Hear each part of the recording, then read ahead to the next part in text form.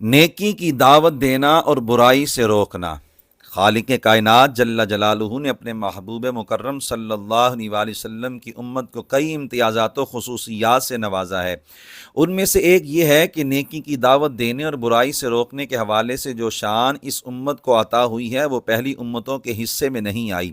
ارشاد ربانی ہے، کنتم خیر امت اخرجت للناس تأمرون بالمعروف وتنہون عن المنکر وتؤمنون باللہ۔ جو امتیں لوگوں کے لیے ظاہر کی گئیں، یعنی اے مسلمانوں تم ان سب میں بہترین امت ہو، تم نیکی کا حکم دیتے ہو اور برائی سے روکتے ہو، اور تم اللہ تعالیٰ پر ایمان رکھتے ہو۔ چنانچہ کامل امر بالمعروف اور نہی عن المنکر اس امت کی امتیازی شان ہے۔ دعوت دین کی صورتیں: نیکی کی دعوت دینا اور برائی سے روکنا ہر مسلمان پر اس کی حیثیت کے مطابق لازم ہے۔ سیدنا ابو سعید سعد خدری رضی اللہ تعالیٰ عنہ کی روایت کے مطابق رسول اللہ صلی اللہ علیہ وآلہ وسلم نے نہی عن المنکر یعنی برائی سے روکنے کے 3 درجے ذکر فرمائے۔ نمبر 1، فَلْيُغَيِّرْهُ بِيَدِهِ، برائی کو اپنے ہاتھ عمل سے روکے۔ حکمرانوں اور عہدیداروں پر لازم ہے کہ اپنے اختیارات کے مطابق ریاستی طاقت سے ملک میں نیکی کے فروغ اور برائی کی روک تھام کے لیے اقدامات کریں اور اس پر جزا و سزا کے اصول لاگو کریں۔ سیٹھ کی ذمہ داری ہے کہ حسب قدرت اپنے ماتحتوں کو بھلائی کی دعوت دے اور برائی سے روکے۔ اساتذہ والدین کا فریضہ ہے کہ حتی الامکان اپنے شاگردوں بچوں کو خیر کا پابند بنائیں اور شر سے دور رکھیں۔ نمبر 2، فَإِن لَّمْ يَسْتَطِعْ فَبِلِسَانِهِ، یعنی ہاتھ فعل سے روکنے کی طاقت نہ ہو تو زبان سے روکے۔ علماء و مشائخ، مبلغین اسلام، صحافی، اینکر، لکھاری، شاعر اور سوشل میڈیا کے متحرکین، ان سب کے پاس ہاتھ سے روکنے کی طاقت نہیں تو ان کا فریضہ ہے کہ برائی روکنے کے لیے اپنے زبان و قلم کی قوت استعمال کریں، ذرائع ابلاغ سے فائدہ اٹھائیں اور شریعت کے دائرے میں رہتے ہوئے برائی کا خاتمہ کرنے کے لیے جو کچھ کر سکتے ہیں وہ کریں۔ نمبر 3، وَمَن لَّمْ يَسْتَطِعْ فَبِقَلْبِهِ، یعنی جو زبان سے روکنے پر بھی قادر نہ ہو وہ اپنے دل سے برا جانے۔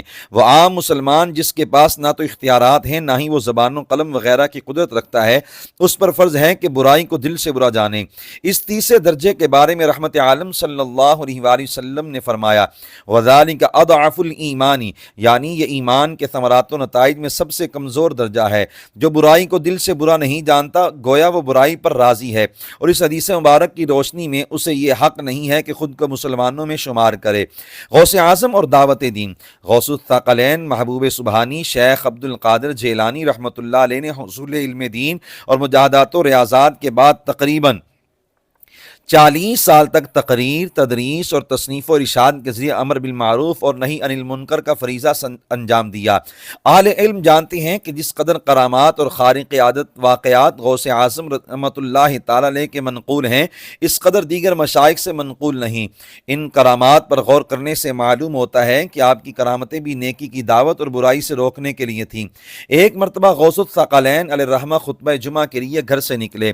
راستے میں آپ کے پاس سے سلطان کے لیے شراب کے 3 مٹکے گزرے جن کی بو شدت سے محسوس ہو رہی تھی۔ سیکورٹی افسران اور سرکاری عہدیدار ساتھ تھے۔ غوث پاک رحمۃ اللہ علیہ نے انہیں فرمایا، قفو، ٹھہر جاؤ۔ انہیں رکنے کے بجائے سواریوں کو اور تیز کر دیا۔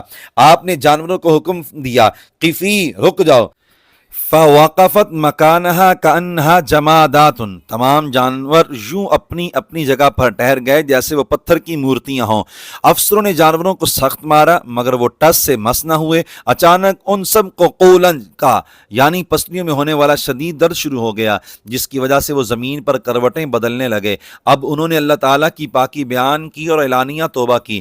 راوی نے کہا، فزالت عنہم الالم فی الوقت وانقلبت رائحۃ الخمر برائحۃ الخل، فوری طور پر ان کا درد بھی ختم ہو گیا اور مٹکوں سے شراب کی بدبو کے بجائے سرکہ کی خوشبو آنے لگی۔ انہوں نے مٹکوں کو کھولا تو واقعی طور پر ان میں موجود شراب سرکہ بن چکی تھی اور فوری طور پر جانور بھی معمول کے مطابق چلنے لگے۔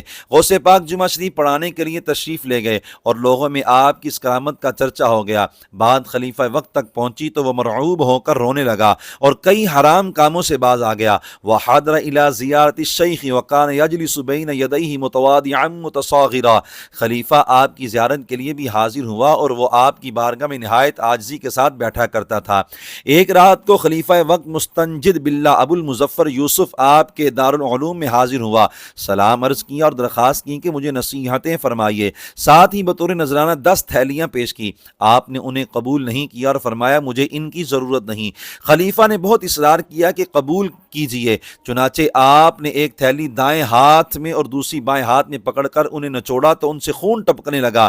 فرمایا یا ابا المظفر اما تستحیی من اللہ تعالی ان تاخذ دماء الناس وتقابلنی بها، ابو المظفر تمہیں اللہ تعالیٰ سے حیا نہیں آتی کہ لوگوں کا خون نچوڑ کر ظلم کر کے پیسہ جمع کرتے ہو پھر میرے پاس بطور نذرانہ لے آتے ہو؟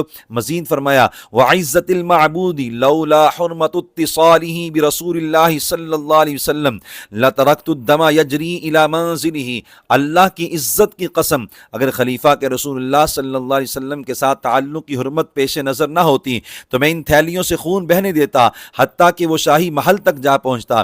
یہ سن کر بادشاہ کی کیفیت ایسی تبدیل ہوئی کہ وہ ہوش ہو گیا۔ یہ برائی سے روکنے کے لیے زبردست کرامت بھی ہے اور ناحق مال جمع کر کے عرس منانے والوں کے لیے درس عبرت بھی۔